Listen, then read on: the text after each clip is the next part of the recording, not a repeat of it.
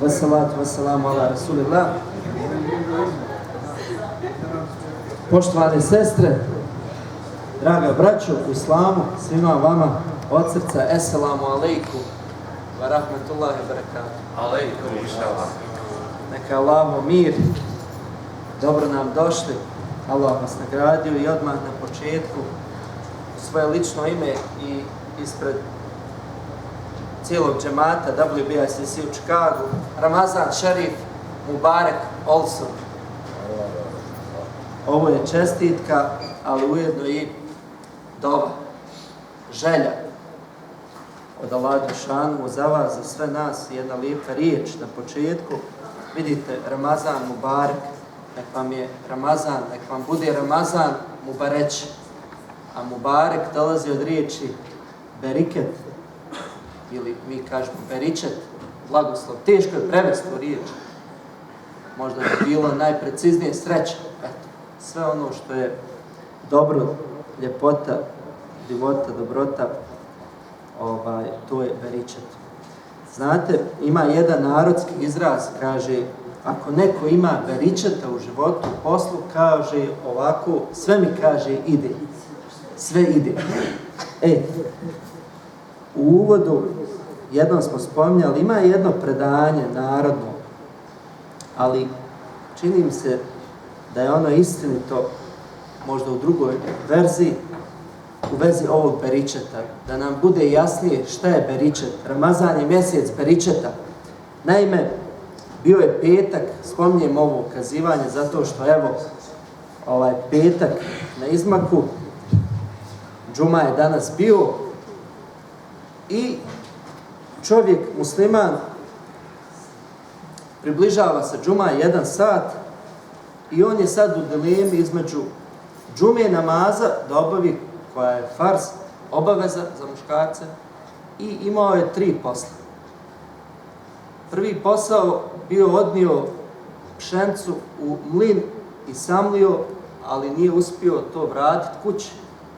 Dakle, ostala pšenica, vi znate, prije nije bilo ko sad kuć, brašno, pa ima zali i tako dalje, Boga mi, što se donese u kuću, pa Anuma pravi od toga. I to je bio prvi zadatak, znači posao. Drugi mu je bio to što nije navodnio, ljeto bilo, nije navodnio bašču.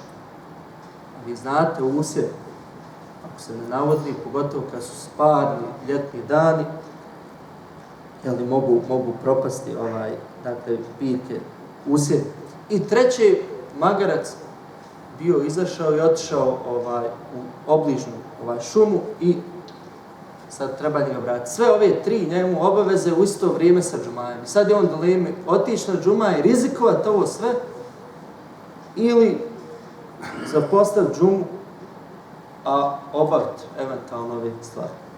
I onda je on donio čvrst nijet u ime Allaha dželešanu, oslonio se na Allah, kaže ja ću ispuniti ono što se od mene traži, a oslanjam se na Allaha dželešanu. I otišao da klanja džumu.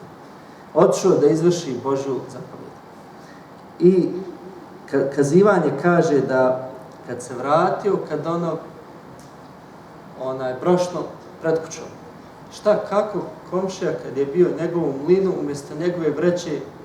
umjesto svoje vreće njegov konj. I kad je došao, vidi nije njegova vreća i komšina i ostavi mu ovdje ispred. Kad vidi i navodila se voda, odnosno njiva. Šta je sad? Drugi komšija, Allahovom voljom davanjem, zaboravio gast vodu. Kad magarac uštal, šta je sad, kaže žena, došao, izgleda da su ga vuci potjerali.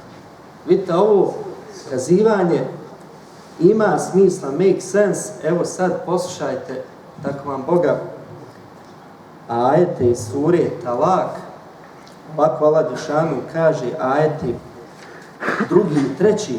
وَمَنْ يَتَّقِ اللَّهَ يَجْعَلْ لَهُ مَخْرَجًا.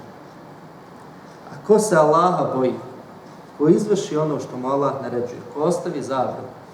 Pogledajte, prvo to, znači prvo ko izvrši Božju zapovjed, on će mu naći izlaz neki. On će mu naći izlaz neki, kao posljedicu. Ko da čita Allah naše misli? I odakle se i ne nada, on će ga opskrbiti. I Allah spominje opskrbu. evo sad, post, pa ko šeitan odmah, iako mu je smanjen utjecaj, on već nama govori, koliko, 17 sati, valja mi na posao, hoću li, neću li, mada nismo ni pokušali. Već sad, ovdje, večeras se lomi koplje. Nijet. Hoćete li donijeti nijet? Ko što ste ga maša donijeti za teraviju. Vidite kako smo se lijepo pokupili. Večeras ćemo donijeti nijet za Ramazan. Koliko ćemo postati, koliko ćemo teravija obaviti, šta ćemo izvršiti. Večeras, to je šta ćete vi u srcu čvrsto odlučiti. I od tog će ovisiti uveliko. Znači, vidite, Allah nam obećava, kaže, i odakle se i ne nada. Ko postupi po Božijem, on će ga opskrbiti. I ko se osloni na Boga, on mu je dosta. Me je tevakel ala Allah fehu hasbu. Inna Allahe baligu emri kad džal Allahu li kuli še'in kadra. Allah je zbilja, vidite, zbilja zaista, kaže, izvršitelj odredbe svoje. To što je on obećao, on će to izvršiti. I on svakoj stvari, svakoj, određenje je već odredio. Eto, ovo je, dakle, prvi savjet. Večeras donosimo nijet. Dakle, prije posta treba nijet donijeti. On može biti pojedinačni, kad ustanete na sehur, otprilike riječima Allahu, tvoje ime, zarad tvoje nagrade i tvojeg zadovoljstva, ja odlučim da zapostim u svom srcu, to nije treba da se odnese. Pa mi olakšaj primoj post. To je nijet. Dakle, može biti pojedinačni svako jutro, a možete večeras donijeti nijet reći Allah moj, u tvoje ime, rad tvoje nagrade, ako Bog da, ja ću postati. Ja ću postati. Cijeli mjesec ili tačno, znači određen broj dana, koliko ste u mogućnosti, znači, ali je bitno da donijeti taj nijet. Znači, vrlo je bitno da to bude iskreno i odlučno. Ako Bog da, sutra nam je sehur u 3:35, šta to znači? Baš prije nekoliko minuta, prije nego što ćemo doći, zove me džematle, pita sad ovo 3:35 imsak, šta to znači? Dakle, to znači da se sehuriti može do tog vremena, do 3:35 ujutru. Jel u redu?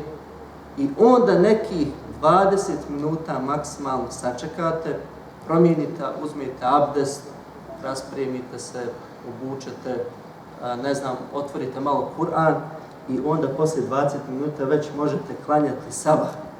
Možete, mi ćemo klanjati ovdje, dakle, komšijama džamije Bujrum, 20 minuta svako jutro, to je jedna novina za ovaj Ramazan, klanjat ćemo ovdje sabah, ako Bog da. I taj sabah možete klanjati sve do 5:18, kad je izlaz sunca. Dakle, da ne bilo, mogu ja sehur do 5:15, ne, sehur se može do 3:35. I što se tiče sehura, u njemu je također beričet, kaže Muhammed a.s. ustajte na sehur jer u njemu je doista beričet i kaže razlika između našeg posta muslimana i posta kršćana i jevrija i oni postaju, a razlika je u sehuru. Oni ne ustaju na sehur. Dakle, pokušajte kao cijele porodice, u njemu je beričet da sehurimo i što više tečnosti. Što se tiče sutra iftara, on je ako Bog da u 8:30, pola 9, teravija je u 10:20. 10:20, nekih 10 minuta imat ćemo kratko prigodno obraćanje. Ko nije uzeo vaktiju, može uzeti. I što se tiče iftara, treba požurivati, ne odgađati. Čim zauči ezan, odmah, čim prije se iftariti. Najbolje se iftariti, kako kaže Muhammed a.s. što on to lično radio, hurmu, jest malo nama to strano, možda arapsko znači, ali to je sunet.